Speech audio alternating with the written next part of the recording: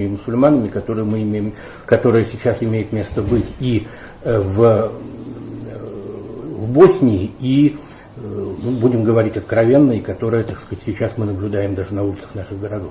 То, что это следствие вот этого. И, замечательно, я просто очень рад. I'm happy to hear these great words from the Muslims' mouth, I'd like to say. It's really, and we must talk about it, we must write about it, we must tell to our Russian people that this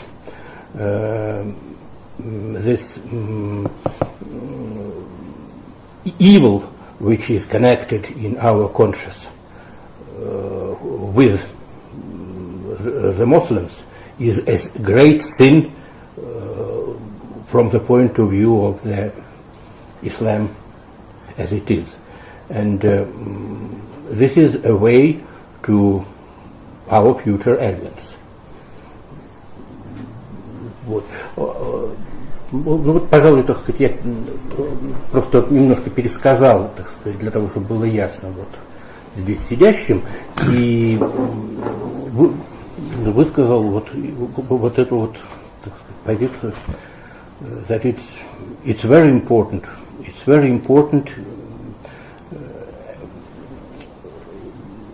at the same time with your words about two Islamic views and two Christian views, and maybe two Judaic views, but this is another problem for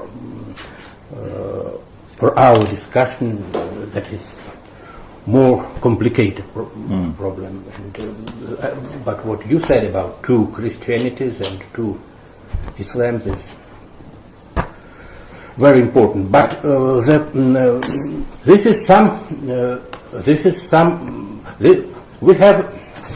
have some in between Orthodoxies, Russian Orthodoxies. We have different points of view on Constantinople. There is a point of view. The old believer point of view is that Constantinople is not so important for Russia because it is this history is past, and the problem of Constantinople was the one of the central problems of the Russian Raskol, schisma of the 17th century.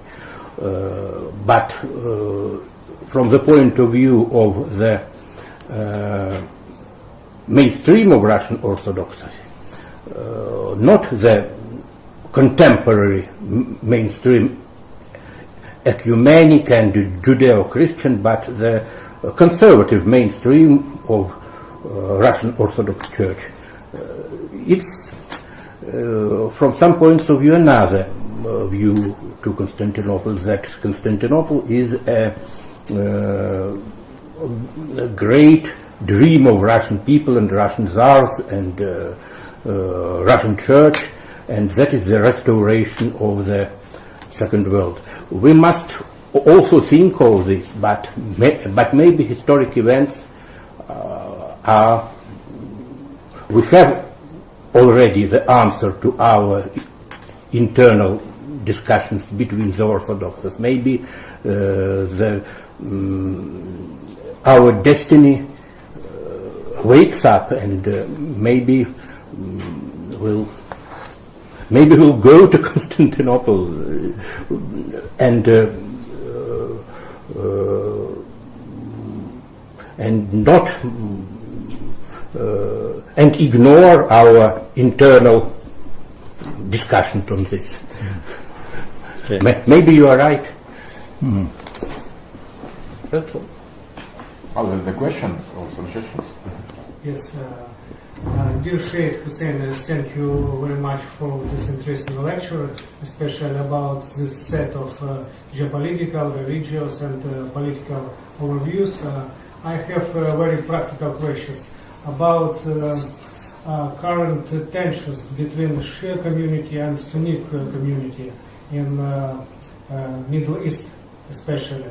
What agencies began this kind of tensions concretely, and maybe some metaphysical aspects of these tensions? There is a part of the question I cannot answer. It would not be. It's not a subject for public discussion. There's another part of the subject that I can answer, and that is that I think it's a master plan from a long, long time. The master plan has been that in Akhirul Zaman, in the last age, to foment Shia-Sunni civil war. And that is what's being pursued now. If Shia-Sunni civil war takes place, number one, it'll make the world of Islam look like fools before the rest of mankind. Number two, it will dissipate the power and the morale of both the Shia and the Sunni. Weaken both sides. Number three, we might even lose some of our friends who are willing to stand with us. The forces which are fomenting Shia-Sunni warfare at this time are coming from that camp, the Western camp. And they're using their surrogates, the American Kingdom of Saudi Arabia, the American state of Qatar, which should more properly be designated the Zionist state of Saudi Arabia. Many Saudis are very, very hurt about their government and their rulers. Many Saudis have become my students who are writing to me, many Saudis, who are asking for my books. And they despise their rulers. So we should not lump the whole of Saudi Arabia in one basket. The rulers are one thing and the other people are another. The Amir of Qatar, or the King of Qatar, was unceremoniously dumped last week by those who actually rule over Qatar. And his cousin, his own cousin, is my student. She despises her cousin. And there are others in Qatar as well who despise the government. So they put in place governments who will be their clients and who will rule over the world of Islam on their behalf. But if they can make overtures to the world of Islam and try to build links with the world of Islam, which are so immoral and devious, and to their benefit, there's no reason why Russia should not also reach out to the world of Islam in a manner which has greater integrity, morality in it, and which would seek to reach the hearts of the people. Russia has an opportunity now, right now, to do more than extend military help to the regime in Syria. That's not enough. I think it's not enough. Bashar Assad might last for some time, but his time in history has come. I don't think he can survive, because a new age has come. A new time has come with the Arab Spring. It happened 100 years ago with that first Arab Spring, and it's happening now again with this Arab Spring. But this one is aided and abetted by something called Twitter. I never met Twitter, but I understand he's somewhere called Twitter. and SMS and television and the internet and so on. And so transmission of information is so rapid and universal. The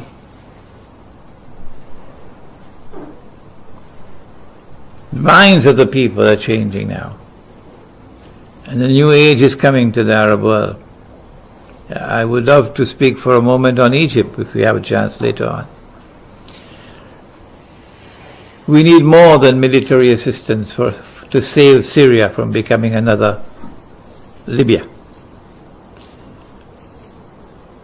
To save Syria from a Shia-Sunni civil war. And that is a political initiative. And Russia is well placed to offer such a political initiative.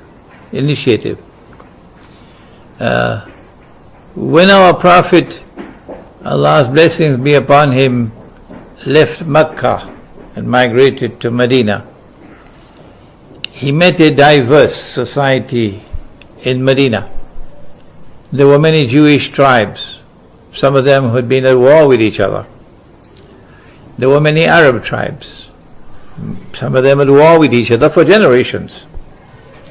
And then you had two communities of Muslims, one local and one had come from Mecca. What he did was to very wisely and patiently forge a consensus amongst all the units of a state that is to come into being, which would be a plural model of a state. There were no elections, thank God, and I hope I never have to ever vote in election and disgrace myself and all those who came before me, because God did not create me as an individual to make an individual choice for the state. God created me as nations and tribes, not as individuals. He says so in the Quran. وَجَعَلْنَاكُمْ شُعُوبًا وَقَبَائِلًا, nations and tribes.